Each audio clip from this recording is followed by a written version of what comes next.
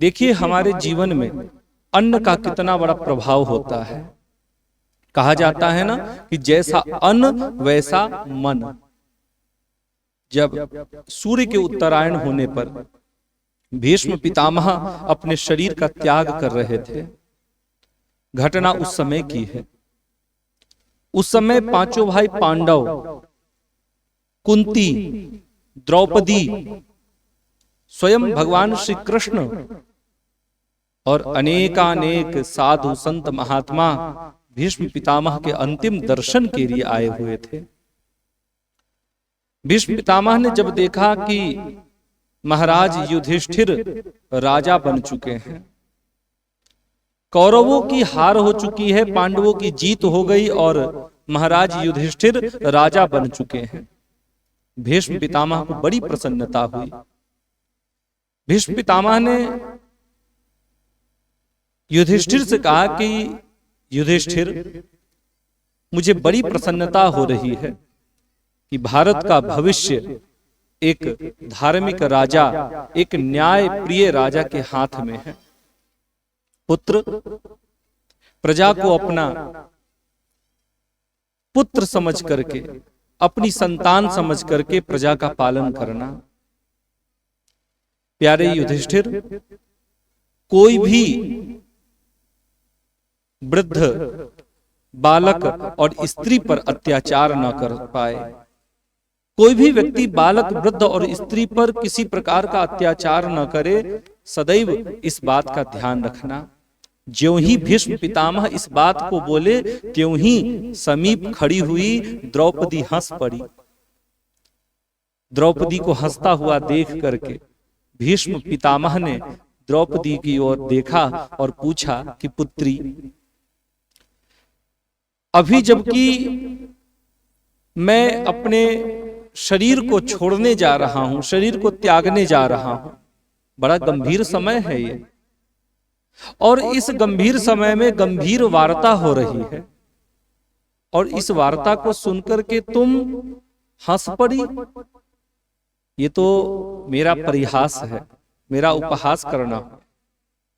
पुत्री, तुम्हारा हंसना अकारण नहीं है, निश्चित ही इसका कोई ना कोई कारण है, मुझे कारण बताओ। सकुचाते हुए द्रौपदी ने कहा कि पितामह, एक बात बताइए, आज आप उपदेश कर रहे हैं महाराज युधिष्ठिर को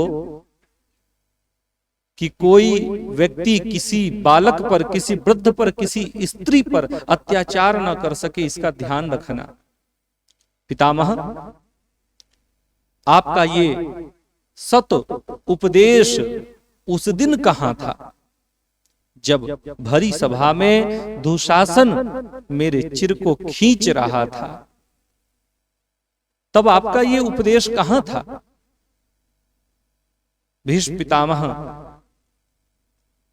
कुछ देर शांत होकर के फिर कहते हैं कि पुत्री, उन दिनों में कौरवों के शासन काल में कौरवों के साथ ही रहता था, और कौरव जो राज्य कर रहे थे, उनके राज्य करने का जो ढंग था, वो ढंग ठीक नहीं था। राजा का अधिकार भी है, कर्तव्य भी है कि वो प्रजा से कर लेकर के और प्रजा का पालन करे, लेकिन राजा एक निश्चित प्रतिशत ही कर ले सकता है प्रजा से, लगभग 10%, 12% इतना ही ले सकता है। लेकिन कौरव अन्याय पूर्वक राज्य कर रहे थे, प्रजा का पालन कर रहे थे, प्रजा का शोषण भी कर रहे थे उन दिन। और 10% नहीं, 12% नहीं, वो 50% कर ले रहे थे उनकी कमाई से, जो कर अन्याय पूर्वक था, अन्यायपूर्ण कर था वो। और उस अन्यायपूर्ण धन से वो अपने खजाने को भर रहे थे, और उसी धन से अन्न भी आ रहा था, क्योंकि उनका वो जो धन था, वो धन दूषित हो गया था। क्योंकि अन्याय पूर्वक वो कर के रूप में धन ले रहे थे, इसीलिए वो धन दूषित हो चुका था। और दूषित धन से जो अन्न आता था वो अन्न भी दूषित हो गया था। चूंकि पूरे महल में सभी के लिए एक ही स्थान पर भोजन बनता था, भोजन पकता था, और वही भोजन सभी करते थे। मैं भी उसी रसोई का बना हुआ, उसी अन्न का बना हुआ भोजन ग्रहण करता था। दूषित अन्न को ग्रहण करने के कारण मेरा मन उन दिनों दूषित हो गया था, क्योंकि कहा जाता है ना कि जैसा अन्न वैसा मन। और उस अन्न के प्रभाव से मेरा मन दूषित हो गया था। सही क्या है, गलत क्या है, इसका मैं निर्णय करने में समर्थ न था, असमर्थ हो गया था मैं। मेरे भीतर जो विवेक की सेना थी वो सारी की सारी सेना भाग गई थी, विवेक चला गया था।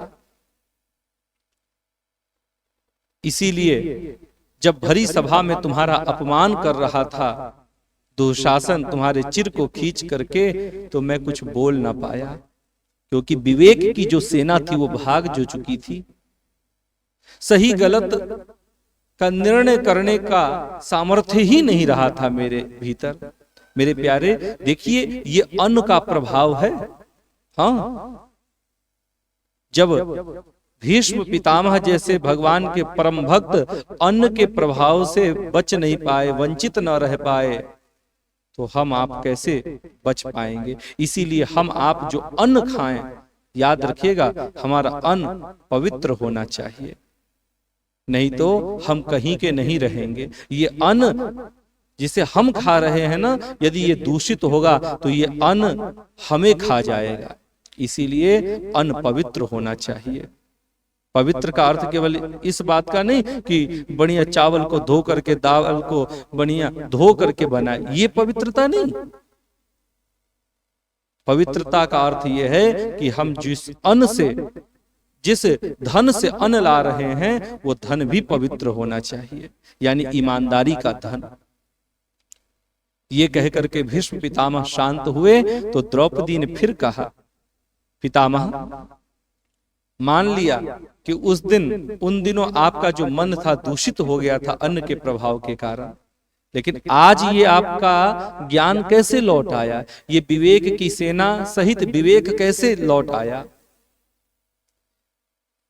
भीष्म पितामह ने कहा कि पुत्री, तेरे पति ने मेरे शरीर में इतने बाण मारे कि उन अन्न के द्वारा जो रक्त बना था मेरे शरीर में, उस अन्न को खाने से जो रक्त बना था वो सारा का सारा रक्त बह गया। और रक्त बह जाने के कारण पुनः से मेरा मन निर्मल हो गया, मेरा मन पवित्र हो गया। हाँ, और जब मन पवित्र हुआ तो विवेक अपनी सेना के साथ पुनः से लौट आया, मेरा मन पुनः से पवित्र हो गया। मेरा सारा का सारा जो ज्ञान मैंने अनुभव किया था, वो अनुभव, वो ज्ञान मुझे वापस पुनः से प्राप्त हो गया। मेरे प्यारे, याद रखिएगा, अन्न हमारा हमेशा पवित्र होना चाहिए। जब भगवान के परम भक्त भीष्म पितामह गंगा पुत्र अन्न के प्रभाव से बच नहीं पाए, तो हम आप कैसे बच पाएंगे। इसीलिए याद रखिएगा, आप जो धन कमाते हैं, क्योंकि अन्न का संबंध धन से है, तो आप जो धन कमा रहे हैं आप पूरी ईमानदारी के साथ कमाएं। यदि आप व्यापार कर रहे हैं तो याद रखिएगा, जो आप प्रतिशत लाभांश ले रहे हैं वो न्याय पूर्वक लीजिएगा, अन्याय पूर्वक नहीं। नहीं तो जिस अन्न को आप खाते हैं ना, वो अन्न आपको खा जाएगा, आपके परिवार को नष्ट कर देगा, इसमें कोई दो राय नहीं है।